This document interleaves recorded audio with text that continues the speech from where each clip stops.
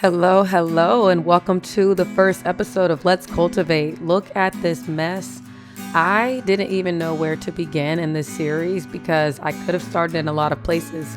I've done a lot of work since this video that I took here, but I wanted to show what I was starting with after the winter. So I got back in the yard and we got the grass cut down so I could actually see where the weeds were coming from, because obviously they were growing so crazy I couldn't even tell.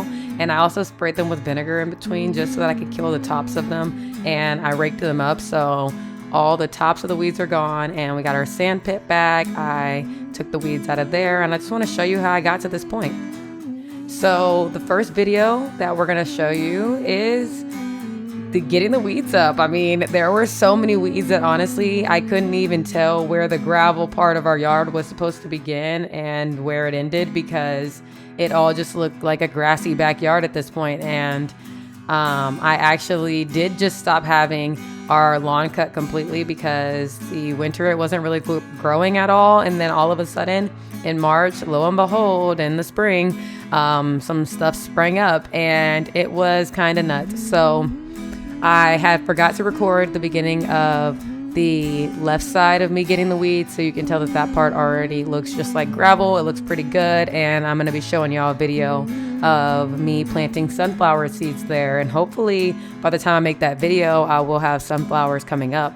I do already have sprouts, so I'm proud to say. So to get the weeds up from such a large area, I highly recommend carving out 2 hours of your time. And that includes me setting up the video, going upstairs and downstairs, taking breaks, setting stuff up, like choosing different podcast episodes to listen to or music on Spotify. And so 2 hours is enough time to do this amount of area. I don't know what you're working with, but you saw how mine began. So I got down and I started pulling with my hand, even though I have a tool that's called the step and twist. I didn't really want to use it because the step and twist honestly is doing something that I can do myself, and it's like a big pogo stick, and so it's kind of heavy, and I don't want to walk around and step and twist on each one of these individual weeds. And so instead I get down low, and you see I carry my little bean bag with me. I got that from at home, and I will go around and I'll move it with me if I get a little bit tired, but I can pull weeds from that area, and I'll grab the weed like how you would grab a ponytail, and I'll grab it real tight, and then instead of stepping, I really just twist. I definitely recommend gloves for this. My gloves have a lining inside that's leather, and so it kind of helps me, but I did get a blister from this day of pulling weeds, and that was a couple weeks ago. And so I will say that it is manual labor, but it is a labor of love because your yard is going to look so much better. You could actually use it. We really can't sit around the fire pit. We can't really go out there barefoot too, because obviously there are ant piles in there, and that's something I want to show you as well, is how to treat some ant piles without having to use pesticides, which is another reason why I am hand pulling the weeds. So I'm hand pulling these weeds because I am growing fruits and vegetables.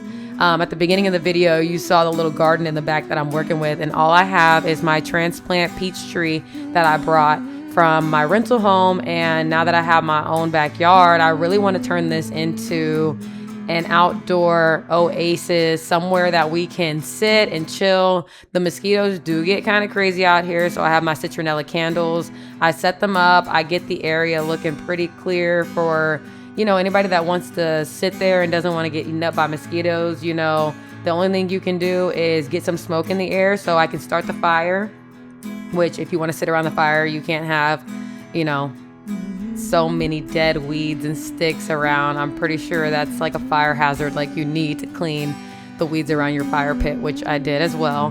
But yeah, the citronella and the smoke, those are ways to get the mosquitoes off of you. My wife, Laura, she made me an essential oil. I believe it is with peppermint oil, but I rub that on my skin and it repels mosquitoes. And then another thing that you can do is just put a fan up. The reason why I didn't put my fan up today was because I was moving around so much. So a fan, it will disrupt that like highly concentrated area of carbon dioxide where you've been breathing it out. So if you're just sitting in a chair, like I sit in my rocking chair and I'm chilling outside, if I'm just sitting in a chair, then I really need citronella candles to mask the scent of the carbon dioxide I've been breathing out, because I'm not really moving around and the mosquitoes will literally swarm on us. And I also have been treating the mosquitoes with this thing called the mosquito bucket of doom. So if you want to hear more about the mosquito bucket of doom and what I do to prevent mosquitoes from attacking us so that I can actually enjoy my backyard here in Texas, let me know. I can definitely show y'all. I have 3 mosquito bucket of dooms that I would say I replace them every month to 3 months, which is kind of infrequent if you ask me. So yeah, it's kind of nice. So here you see these weeds are along the line of the yard. And so I wanted to make sure that I did a really good job of separating this, because if I separate it now, then I won't have a problem later whenever I come back to pull the weeds. And another thing that I'm going to do whenever I'm done pulling all of these weeds is fill in the holes with vinegar. So I use this pump, a 1 gallon pump, and I pour highly concentrated vinegar into the pump. And so then I can spray it and I walk around the yard. I literally look like a pest control worker.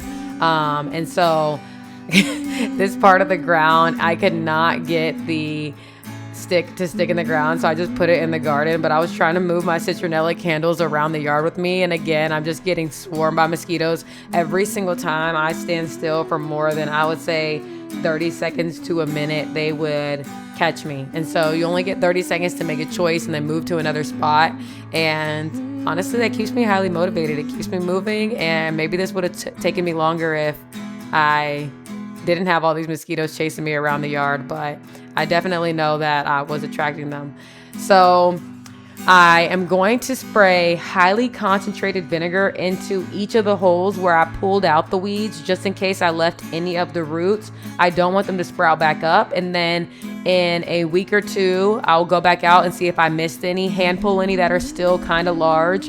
And then if there are any that are small enough to just be sprayed, then hopefully just spraying them again with vinegar will kill them. But you have to be very careful with using vinegar on weeds, because it's non-selective, which means it's going to kill anything that it touches. And if you want grass, which I do want to have grass along the edge, like where the border is, so I'm going very meticulously through there and I'm pulling those weeds by hand, because I know that when I come through here to kill the excess weeds that I didn't pull, that's an area that I'm not going to want to spray a lot of vinegar, because otherwise I'm going to turn my grass all yellow along that line. And I just don't want to have a string of yellow grass because I was being a little bit lazy. So I took my time on that spot and made sure that I got everything along the border, and that everything along the border of my garden was hand pulled as much to my ability. And otherwise I'm just going to have to come back around and hand pull them again. But I'm definitely not going to be able to spray vinegar around my garden as well, because now I have my green onions, my shallots, my spinach, and I'm going to show y'all my spiral herbs garden. So, I mean, honestly, everything that I have going on, I want to be careful with. And so I am taking now a rake to make sure that I grab all of those excess roots, because every time that I pulled up weeds, there were pieces of grass and shards of grass that were literally, there had to be hundreds, if not thousands of pieces of grass. I'm like, shards of grass. Either way, it felt like a million bajillion pieces of grass, where my goal was to get rid of all of the green that I could within this gravel space. And then while I was in the middle of doing it, I ended up changing my goal completely. And I'm like, okay, I'm not going to be able to pick up all of the grass in this area. So my goal is now to get any big bundles of grass. And so from afar, it looks really good. But you see, I'm picking up still a lot of pieces of grass. I'm still seeing a lot of weeds, but it doesn't look anything close to what we started with. So I am proud of what I did, but this is something that I'm going to have to maintain. It's kind of like getting a haircut. It's like you can get a haircut and look really good, but after a week or 2, you're not still going to have that awesome haircut. So you got to come back out here and get a little bit of a trim. And I guess I'm treating this kind of like a beard. And honestly, that last pile you saw me picking up, I was pulling weeds in another area, and instead of putting it all into the contractor bag, I just left a big pile of weeds in the yard. And I do not recommend doing that, because again, anywhere that moisture is harbored, that is a home for mosquitoes to breed. And so making sure that you get rid of all of that stuff so that you don't have mosquitoes living in your yard, and hand pull your weeds so you don't have pesticides. And then you see we're working with this crazy garden, and I want to definitely show y'all how I changed this little tiny garden into a spiral herb tower. I have parsley and basil growing here now, which I will do an update of that video because here I planted them by seed, so there was nothing really to show. This part I had to dig up a lot of old foliage, and I planted a sage companion for my peach tree. So I'm really excited for y'all to see what we have been working on out here. Laura helped me with a lot of this, and it's been through a lot of stages. And so I want y'all to see that I'm just figuring it out. Maybe y'all are just figuring it out. It's kind of easy and I like it, so I want to share. So enjoy and stay tuned for episode 2.